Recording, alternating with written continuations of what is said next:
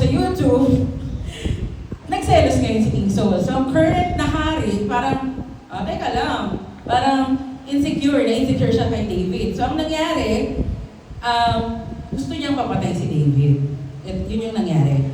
So, gusto niyang papatay si David. David is on the run, na parang, gusto kong patay ng kahit sino, wala naman akong ginagawang masama, pero hinahabol ako ng mga tauhan ni King Saul. Kumbaga, imagine niyo, kunyari, ikaw, si BBM, kunyari ikaw yung next president, tapos si BBM. Pero, ganito yung si BBM. So, yung mga tauhan niya, yung mga sundalo niya, ipahanap ka. So, ang gagawin mo, magtatago ka sa mga kuweba, sa mga bundok, sa mga kung saan-saan. So, that is the situation that David is in during that time, nung sinulat niya to.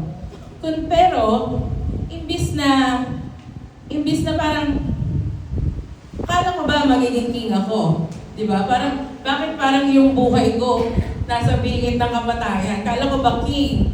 Pero imbis na sabihin niya na, Lord, you have forgotten me. Sabi niya, I am confident na makikita niya ang goodness of the Lord in the land of the living. Amen?